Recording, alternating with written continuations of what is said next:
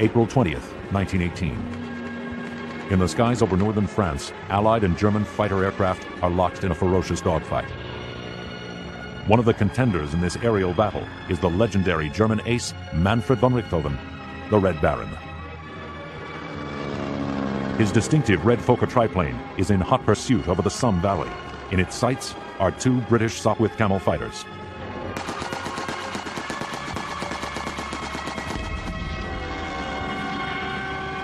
First one and then the second are swiftly eliminated by the deadly marksman. They are the 79th and 80th kills of the Red Baron's career. Below, the Germans are engaged in a final massive offensive to end the First World War. German troops and supplies pour into the Somme Valley in northeastern France. To counter them, British and Australian soldiers set up defensive artillery and machine gun positions on high ground overlooking the River Somme. Part of their job is to watch out for German reconnaissance planes. Both armies need to know the position of each other's forces. This vital intelligence can only be gathered properly from the air. Protecting German reconnaissance flights, Manfred von Richthofen, Germany's greatest ace, has brought his feared flying circus up to the front. Opposing them are Royal Air Force squadrons flying the Sopwith Camel, one of the nimblest fighters ever built. Both sides are flying airplanes vastly more advanced than the primitive machines at the outset of the First World War. Back then, in 1914, the fragile air forces of Europe's opposing nations were little more than a sideshow. But after 4 years of rapid innovation, the first fighter airplanes were now efficient killing machines. And their pilots celebrated Knights of the Air. The cost was horrific. Thousands of airmen burned bright but died young. The most famous and feared of all was Manfred von Richthofen. Now, in April 1918, with 80 kills to his name, von Richthofen is due to go home on leave. But his final day of active duty will end in death, clouded by mystery and controversy. Only now has new evidence surfaced that may answer the question that has persisted for more than 80 years. Who killed the Red Baron? Up next on Nova.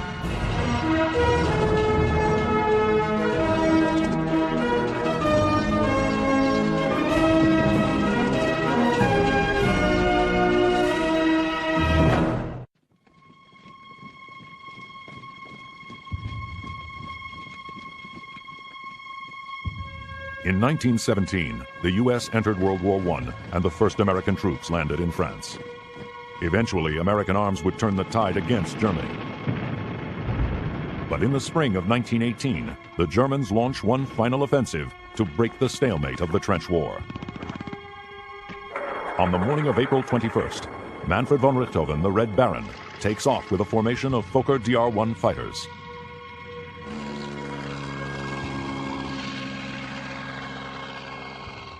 Meanwhile, a British Royal Air Force patrol of Sopwith Camel fighters is climbing high over the front lines. A dogfight begins, and Allied troops in the trenches below see a Sopwith Camel break away, chased by a distinctive red Fokker triplane. The Red Baron pursues his quarry, piloted by Lieutenant Wilfred May, deep into Allied territory. But as the Baron prepares to strike, a second Camel piloted by Captain Roy Brown dives steeply to intercept him. Bursts of machine gun fire from ground and air erupt across the Somme Valley. But instead of Lieutenant May spinning to his death, it is the red triplane that has plummeted from the sky. 10 days before his 26th birthday, Manfred von Richthofen is dead.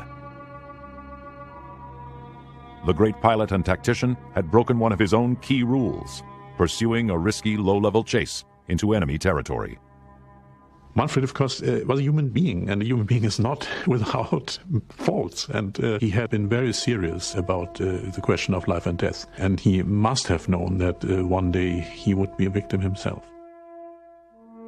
At the end, he was feeling very fatalistic. On his last leave, his mother was going with him to a family gathering, and he mentioned that he had a toothache. She told him to go to the dentist, and he said, no, it really doesn't matter anymore. He knew then that he would never come back. A feeding frenzy of souvenir hunters scavenged the red triplane as rumors flew that von Richthofen was dead. It was a huge propaganda coup for the Allies. But who shot down the legendary Red Baron? That question has divided aviation buffs and historians for decades. Wasting no time, RAF 209 Squadron pressed home the claim of their man, Captain Roy Brown, citing his combat report as evidence. I dived on a pure red triplane which was firing on Lieutenant May. I got a long burst into him and he went down vertical and was observed to crash by Lieutenant May. My dad was totally convinced to his dying day that Roy Brown was the person that shot down the Red Baron. He never wavered from that, nor did he have any facts to tell him any different from that. For his daring attack on von Richthofen's tail, Captain Roy Brown was officially credited by the Board of Inquiry with the famous kill. The Canadian airman became celebrated as the pilot who shot down the Red Baron. But there were dissenting voices. Several Australian gunners claimed to have brought down the triplane when they fired on it from the Molencourt Ridge overlooking the River Somme. On the day of his death, several medical officers examined von Richthofen's body. The Baron had been killed by a single .303 bullet that entered below the right armpit and passed forward and up through his chest, emerging just below the left nipple. On his return to base, Captain Roy Brown discussed his attack with Lieutenant May, the Baron's intended victim. Roy and my dad had talked, and Roy had told him that he had brought his aircraft down at a very steep angle to intercept them as they were going along, and he came in from behind and attacked, made a quick pass at the Red Baron, fired some shots, and was out of the picture almost immediately. The crucial question that has perplexed investigators is whether Captain Brown, attacking from above and behind, could have fired the fatal shot. And if Brown were not responsible, which of the many Allied soldiers on the ground was in a position to have killed the legendary Red Baron? Manfred von Richthofen was born into minor Prussian nobility. His father was a cavalry officer, and young Manfred inherited the hunter's appetite and instinct. He had a very happy youth. He was athletic, he was strong, he was joyful, and he very much liked shooting, riding, swimming, all what young boys do. His father used to take him hunting as a small boy, and he was very successful even as a child. His sister once said that he had the eyes of an eagle. His destiny seemed clear. He would join the Imperial German Army, where his athleticism and horsemanship would lead him into the cavalry. When the Great War began, the traditional role for cavalry was reconnaissance. But a new war demanded new tactics. Stalemate between the trenches and miles of barbed wire soon made mounted troops obsolete. So the new technology of aviation took on the vital role of spotting enemy trenches, artillery, and troop movements. Aircraft became the eyes and ears of battle. There were scouting pilots, and of course there was some reticence from high command, especially from the old cavalry officers, that aircraft would be of any use whatsoever, and they were very much seen as something experimental, something fancy, and we'll stick with the tradition, thank you very much. But in only the second month of the war, air reconnaissance revealed the hidden direction of the German advance on Paris. The early air forces had proved their worth.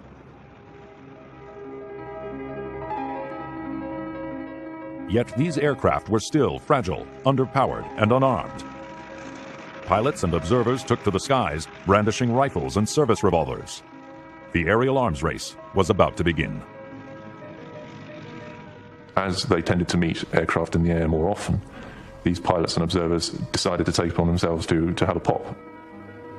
As a soldier, it was a natural thing to do, to try and shoot at your enemy, who, after all, is the opposing side and you're supposed to be killing.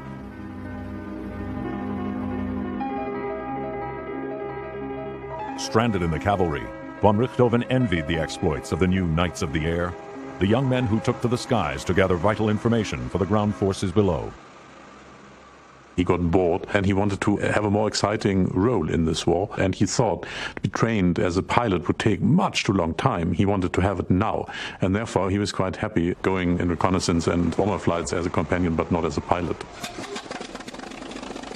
Von Richthofen transferred to the German Air Service, and in May 1915 traveled to Cologne to join an observer flight training program. I sat in an airplane for the first time. The blast of wind from the propeller disturbed me greatly. Everything flew away from me. My flying jacket slipped off. My muffler was too loose. In short, I was miserable. It was an unpromising debut, but von Richthofen would soon get the chance to show his true talents, his hunter's instinct and deadly marksmanship. The machine gun had transformed the ground war. Was there a way to somehow get it airborne? They had to devise some means of firing a gun through the rotating propeller, fixed to the airplane so they could be steered by steering the airplane. And of course the big problem was propeller avoidance. The breakthrough came with a dashing young French aviator named Roland Garros, already famous for winning a string of air races in the pioneer days before the war. Now he had become a test pilot for Raymond Saulnier, a leading aircraft designer. Saulnier was experimenting with various devices that would allow a gun to fire safely through the path of a rotating propeller.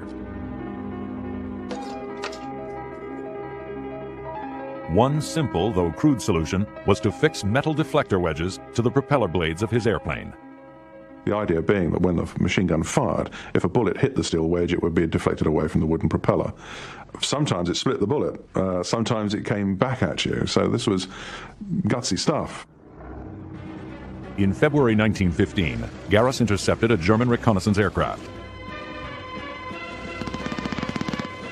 Within seconds, he sent it burning to the ground. The kill was followed by at least 2 more victories. Garros absolutely confounded the Germans that this airplane coming towards them with the rotating propeller. They thought they were perfectly safe, and suddenly it started spouting bullets. So there was confusion in the ranks. But his success was brief. Soon after, his engine failed behind enemy lines and Garros was captured. Meanwhile, a brilliant young Dutch designer working for the Germans, Anthony Fokker, came up with an improved solution to the firing problem. Capturing Garros aroused German interest in Fokker's work. Fokker thought the steel wedges were too crude and risky. A better idea was a mechanism that linked the spinning of the propeller to the firing of the gun.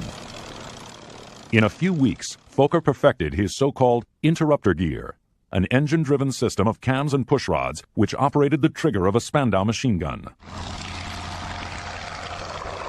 The mechanism allowed the gun to fire only when the bullet would miss the propeller blades. Fokker had delivered to the Germans the holy grail of the air war, a synchronized forward-firing machine gun. You could put the line of the gun close to the line of the airplane directly in the pilot's eye view. So in the act of pointing his airplane at the target, he was effectively looking straight down the line of his gun. By the autumn of 1915, the German Air Service had the upper hand. With their synchronized front-firing gun, the Fokker monoplanes, or Eindeckers, were arriving at the front with their ambitious young pilots. Among them were Max Immelmann and Oswald Bölke. Bölke and Immelmann did begin to learn the language of aerial warfare. The aircraft wasn't that good, but it was reasonably maneuverable, reasonably fast, and best of all, it was great at diving, and that was what they actually used to devise some of the early fighter tactics. The young German aces were admired and envied by Manfred von Richthofen, who was still stuck as a gunner in twin-engined bombers. He wanted to become an aerial fighter, like Oswald Bölke. Then, a chance encounter with his idol changed Manfred's life. Among us, Bölke was the only one who had shot down an enemy airman. I asked, "Tell me honestly, how do you really do it?" To which he laughed and replied, "Good heavens, it is indeed quite simple. I fly in as close as I can, take good aim, shoot, and then he falls down." Von Richthofen saw his destiny. Bölke told him, if you want to have my experience, you must fly and you must become a pilot. And then he decided to go through the training and become a pilot. While von Richthofen learned to fly, Bölke and Immelmann were preying on Allied reconnaissance planes and inventing the first fighter tactics. Try to place yourself between the sun and the enemy. Attack when the enemy least expects it. never turn your back and try to run. Foolish acts of bravery only bring death. Bilka was really the father of aerial tactics. The early years of the air war were the era of the lone hunters. You had aces in particular who would go up, hide in clouds, look for a lone victim, pounce, try and take them by surprise, and shoot them down. Slow two-seater spotter planes like the British BE-2C were particularly vulnerable. Beware of the Hun in the sun. The British really had a problem on their hands. They were being shot down to such an extent, actually, that the pilots were calling themselves Fokker fodder. It was having an effect on morale, and we really needed to come up with some idea of how to tackle this. To counter the threat, Brigadier General Hugh Trenchard responded with a new tactic. He ordered that all Allied reconnaissance planes had to be supported by at least 3 other armed aircraft. People realised that they had to work together in the air. They couldn't just fly willy-nilly about as they wished. This was the whole idea of a formation. You may have been weak on your own, but in numbers you were strong. Greater safety in numbers gave the Allies a better chance, but more aircraft in the skies meant an escalation of aerial combat or dogfighting. There's one rule really, which is to kill the other guy before he can kill you. And if you can see him before he can see you, then that's 90% of the battle over. As the Great War entered the spring of its 3rd year, both sides launched major offensives to break the stalemate between the trenches. First came the German push of Verdun, then the Allied counteroffensive of the Somme. Both failed. Epic, unrelenting slaughter would haunt a generation. This was war unlike anything seen before. Eyes in the sky now counted more than ever to the armies on the ground. New reconnaissance aircraft could transmit Morse code by wireless to the ground, delivering real-time intelligence that could help turn a battle. The reconnaissance aircraft were the only ones that carried wireless during the First World War, and they were willing to pay the very significant weight penalty involved for these fragile aircraft because of the tremendous military advantage it gave to be able to talk in real time to the artillery battery to coordinate their fire, rather than having to spot the target, fly back to the artillery battery, land, and tell them where the target was, by which time, of course, it could well be too late. Into this arena stepped Manfred von Richthofen. Now qualified as a pilot, he cut his teeth flying support sorties, first in a 2-seater, then an Eindecker fighter.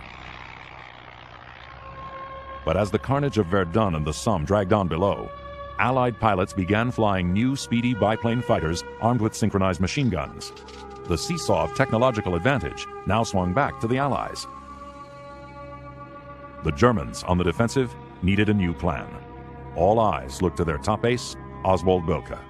People like Bilka had the idea of forming dedicated fighter groups, the so-called Jasters, with the best pilots and the best machines, which would go off and hunt the Allied aircraft and could be concentrated on particular sectors of the front, so that even if the Germans were outnumbered overall, at the key point in the key times, they might have at least numerical parity, if not sometimes superiority. Bilka hand-picked his flyers. One was the young man he'd inspired to become a fighter pilot, Manfred von Richthofen. Bilka drilled his new protégés with his tactical principles. His Jasta II squadron quickly notched up victory after victory. Bilka was looking for aggressive, capable pilots with the killer instinct that really characterizes all successful fighter pilots. They needed to have the situational awareness to know what was going on around them in a dogfight. They needed to have good marksmanship. All those things I think he saw, particularly the marksmanship and the ruthlessness in von Richthofen. Toward the end of 1916, the new Jastas were gaining the initiative. With the arrival of the fast Albatros fighters in September, German air supremacy was regained.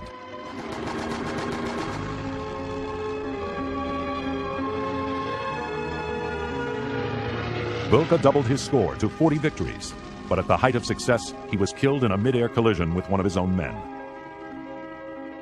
A month later, Bilka's successor was shot down by a British patrol. Its leader, the skillful ace Lano Hawker, would soon be drawn into a fateful aerial duel. His adversary was Manfred von Richthofen.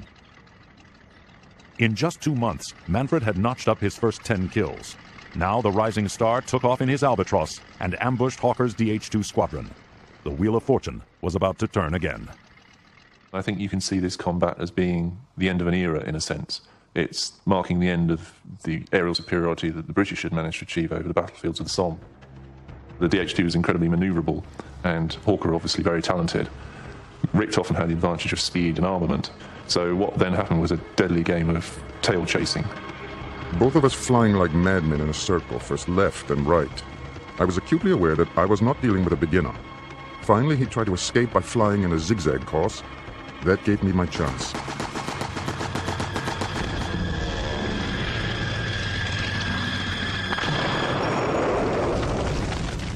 My opponent fell, shot through the head, a mere 150 feet behind our line. Another few minutes, and he might have escaped.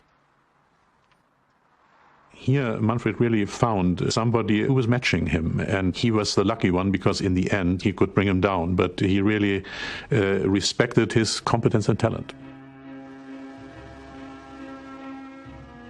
Hawker, the daring British ace, was buried beside the wreckage of his airplane. He was von Richthofen's 11th kill. He shot to kill whenever possible because that was the best way of eliminating an enemy. If you shoot down the plane, you still have to contend with the pilot. But if you got the man, then you got both. On January 10th, 1917, Manfred von Richthofen was appointed leader of his own squadron, Jasta 11. Fast gaining a fearsome reputation, the new commander painted his albatross bright red. The legend of the Red Baron was born. You needed to recognize each other, and it's from that you start getting aircraft being painted either in squadron colours or in individual colours.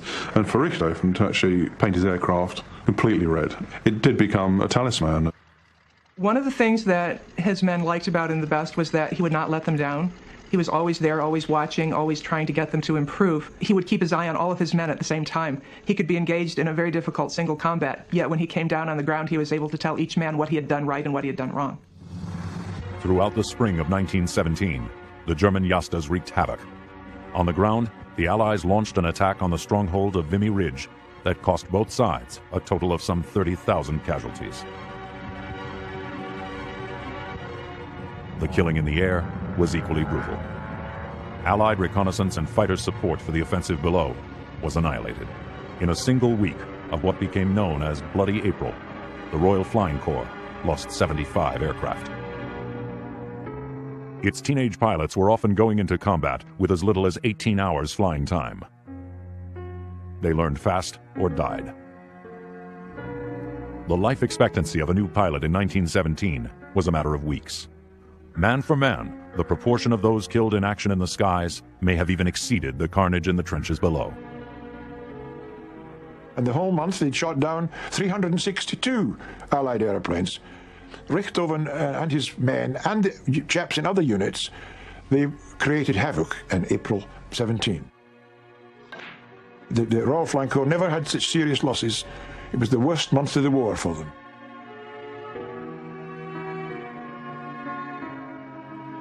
In Bloody April, Allied losses in the skies outnumbered the Germans by 4-1. Von Richthofen's personal tally was now 52 kills. He was the leading ace of the war. He didn't mind having a kill which was completely defenseless. Indeed, he preferred it. He would tend to avoid combat where he perceived any risk, but he would go in when he thought he was able to achieve his kill. He would go in very, very close, and he would fill the enemy with lead.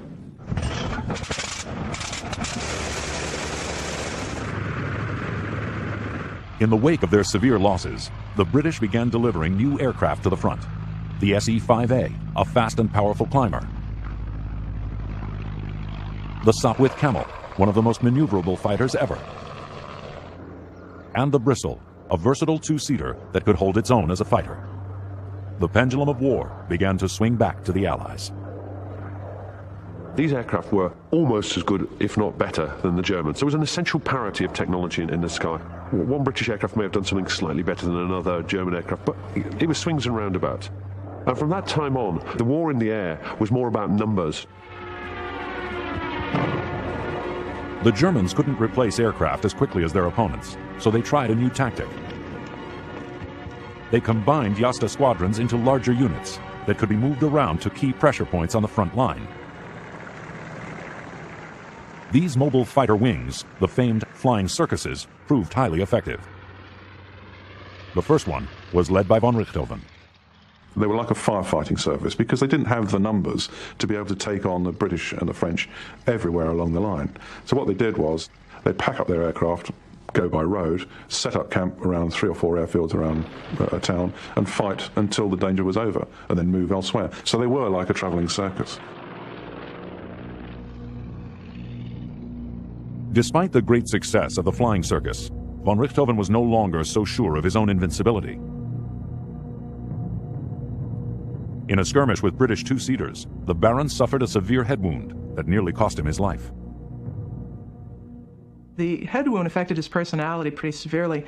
He started to have headaches, frequently depression. He'd had a concussion, of course, and that affected his brain a little bit.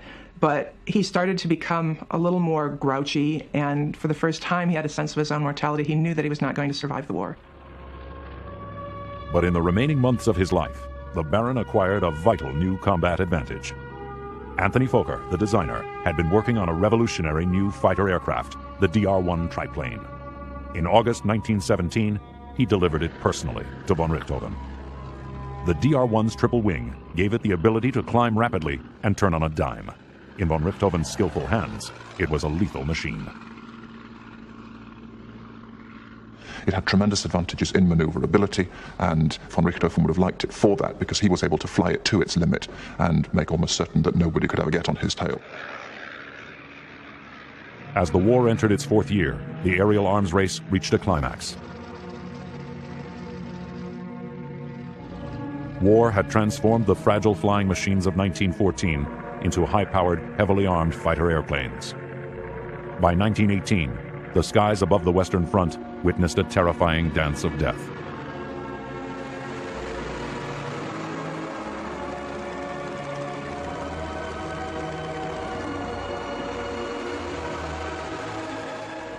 This is the era of the dogfight, and some pilots said actually that by 1918, if there weren't 60 aircraft involved, you couldn't call it a dogfight. Great swirling beehive of activity and danger in a box of air a mile square. Quite extraordinary sight to see. Such deadly aerial warfare was unimaginable back in 1905, when the Wright brothers' offer to develop a military aircraft had been rejected. The United States had fewer than 300 unarmed airplanes when President Wilson declared war on Germany in April 1917. It took a year before regular U.S. squadrons arrived at the front, flying mostly French-built fighters. 2 American squadrons flew British Sopwith Camels and were attached to the RAF. Aces like Eddie Rickenbacker would soon become America's first war heroes of the air. Germany was determined to counter the mounting Allied threat before American arms could prove decisive. The final German offensive of the war began in the spring of 1918. More than ever, the German forces relied on their mobile flying circuses to clear Allied planes from the skies. The Baron's own circus was soon in action, and on Saturday, April 20th, von Richthofen scored his 79th and 80th kills, shooting down 2 Sopwith Camels.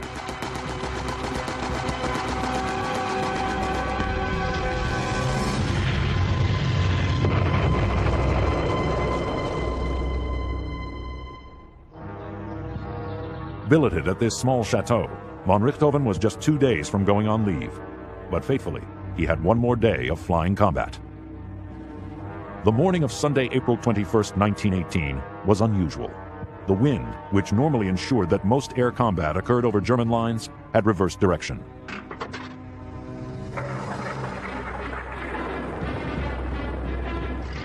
At 9:45, the Baron took off with 2 small formations of Fokker triplanes. A little after 10:40, they spot a patrol of 5 Sopwith Camel fighters from RAF 209 Squadron and turn to face them. As the dogfight begins, 2 novice pilots, 1 German, 1 Allied, are under strict instructions to remain above the fray. Von Richthofen is babysitting his young cousin Wolfram. Likewise, Wilfred May, a new recruit from Canada, has been ordered by Captain Roy Brown not to engage the enemy. Roy told him to not get involved in any flight, to get up on top, watch, get used to seeing other aircraft in the air, don't do anything stupid and come back alive. He was frightened out of his mind, I'm sure, at that point.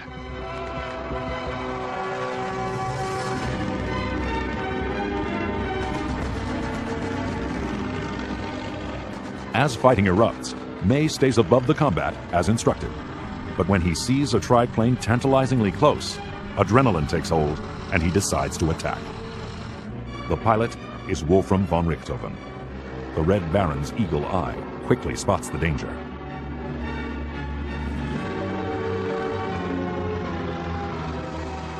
Suddenly finding himself under attack, May breaks away from the fight and dives desperately for home.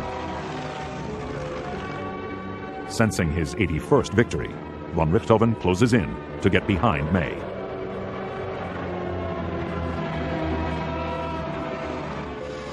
Eyewitnesses on the ground spot the two fighters heading down the Somme Valley.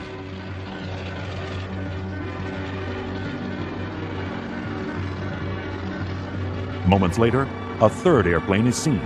It is Captain Roy Brown giving chase to protect his young recruit.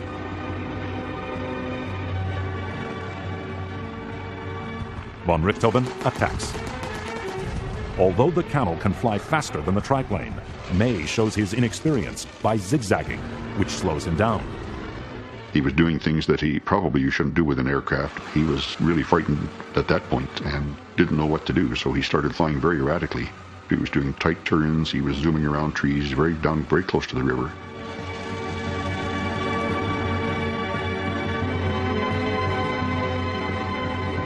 Von Richthofen fires again, but at least one of his guns jams and May is reprieved.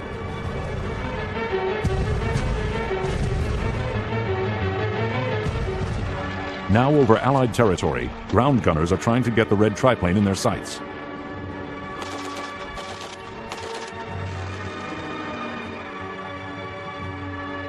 Over the village of Vaux, both planes narrowly miss the church belfry.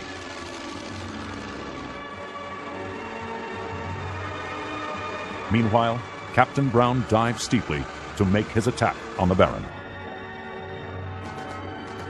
He unleashes a quick burst of fire and pulls up and away sharply to avoid hitting the ground.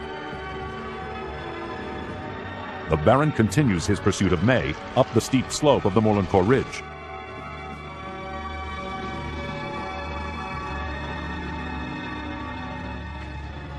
Over the crest of the ridge, Australian gunners Buey and Evans let rip with their Lewis machine guns. And just below the crest of the ridge, another Australian, Sergeant Cedric Popkin, swings his Vickers machine gun into action. The red triplane makes a sharp turn back toward the German lines, then stalls and lands roughly in a nearby field. Lieutenant May is saved.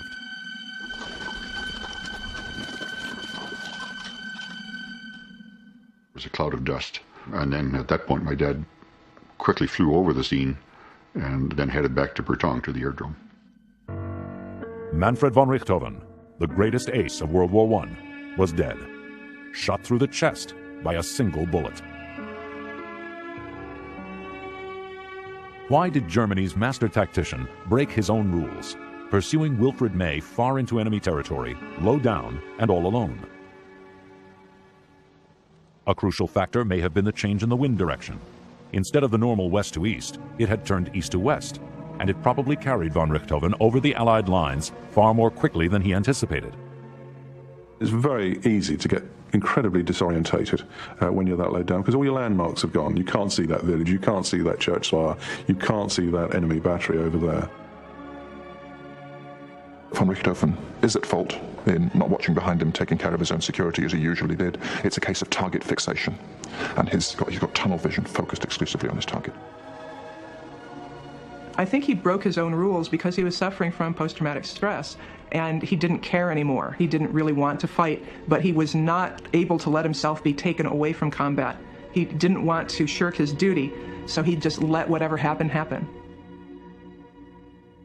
Yes, he disobeyed his own rules for reasons which we do not know, which we cannot pursue nowadays, but he did, and he paid it with his life.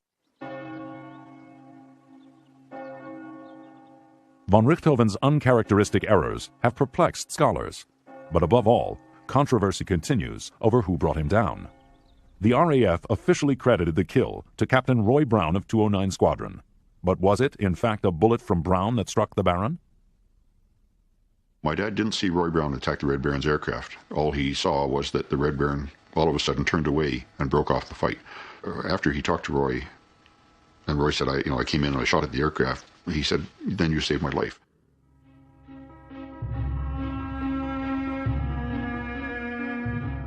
Von Richthofen's body was taken to an RAF base at Poulenville, where several medical examinations were carried out.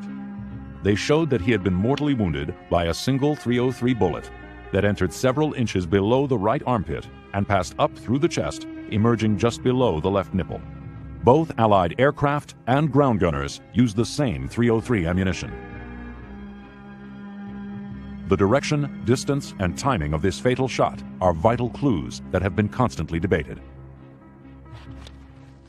Starting from the medical reports, author and aviation historian Norman Franks has been reinvestigating the mystery. Once we looked at the pathology, I interviewed 2 or 3 eminent pathologists, and they said that the sort of wound that he would have suffered would have given him no more than 12 to 20 seconds of life once he was hit. Just enough to get down. I've asked a few pilots about this, those that were there, and one in particular, Rudolf Stark, a Bavarian, he was flying that morning, and he reckons that Richthofen was still alive when he landed, because he said the triplane was so touchy to fly, it was absolutely impossible for it to land smoothly on its own. Although mortally wounded, had von Richthofen somehow managed to wrestle his aircraft safely to the ground? 80 years after the event, an important new piece of evidence surfaced in a letter from the son of an Allied soldier who claimed to be the first to reach the crashed triplane. My father's officer sent my father down to take the pilot prisoner, which my father did. My father was the first man to the aircraft, and the pilot tried to say something in German to my father. The pilot then sighed and died. This added a whole new dimension to the final moments of Richthofen's life, and confirmed that the aircraft came down intact. It was practically flown down. Richthofen was still alive, which nobody had known about before. If von Richthofen was still alive on the ground, the shooter must have fired at him no more than 20 seconds or so before he landed. Was Captain Brown at the right spot and at the right angle to have fired the fatal shot? A second new piece of evidence now emerged. It was a large collection of correspondence from the 1930s between a former World War II RAF officer and surviving witnesses of the Baron's last flight. It had lain neglected for 60 years. In the collection was a letter from an Australian engineer called Derbyshire, who was watching the action from the Somme Canal. Crucially, he was in a position to see both von Richthofen and Captain Brown. I turned to look at the 2 leading planes just going over the ridge, heard a burst of gunfire, and the Fokker stopped in its stride and did the first half of a loop, then straightened out and fluttered down out of sight as if doing a pancake landing. By this time, the 3rd plane was just approaching the ridge. I was amazed later to hear that the Hun was brought down by a plane, as the chaser was not firing at the time the Germans stopped. Derbyshire's statement was a vital clue. He saw the triplane coming back over the ridge, rear up, and then crunch down in a forced landing. That, to us, indicated when he was hit, which was way past Brown's attack. After the war, Captain Roy Brown chose not to make further statements about his attack on the Red Baron. Roy was quite convinced he had shot that red triplane down, and he never wavered from that. If there was any reticence, it's just that he hated the war. He was a sick man at this point. He was looking out for his men, worried about them all, and not wanting to become a hero in anybody's eyes. He was just doing a job.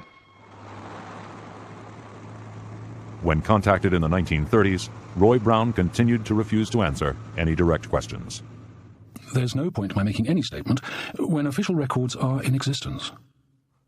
Captain Brown probably fired on von Richthofen from behind and above left. But as the medical reports showed, the Baron was hit by an upward traveling shot to the right side. After more than 80 years, most of the evidence fails to support Brown's claim. So who did fire the fatal shot? Ballistics tests can reveal the effect of a bullet fired from different ranges. 3, 2, 1. When a human body is hit, there's an explosive effect called hydrostatic shock. The closer the range, the greater the wound damage. If the bullet had struck von Richthofen at close range, I would have expected a more explosive type wound. Now, the evidence is that the wounds were actually probed by the medical staff after he'd been shot down, and they were actually able to follow the bullet path through the body. A low-damage, low-velocity hit would indicate a long-range shot. Moreover, one of the medical orderlies actually found the .303 bullet that had killed the Baron. The fact that the bullet was found intact inside the clothing of Richthofen is another indicator that it was a long-range shot. And I would say that would be probably 600 yards plus.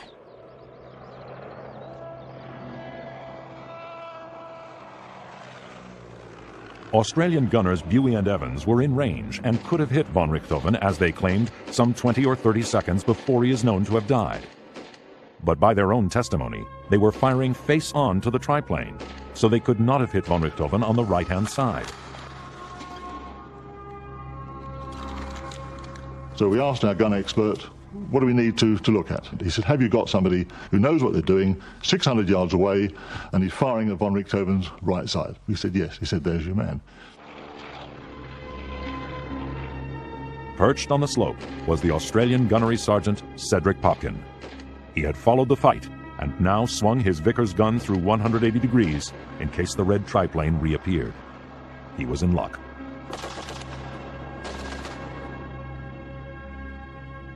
In our view and final analysis, the best candidate for bringing down von Richthofen was Cedric Popkin, Australian sergeant machine gunner. Though he was their greatest foe, the Allies buried Manfred von Richthofen alongside their own dead on April 22, 1918, with full military honors.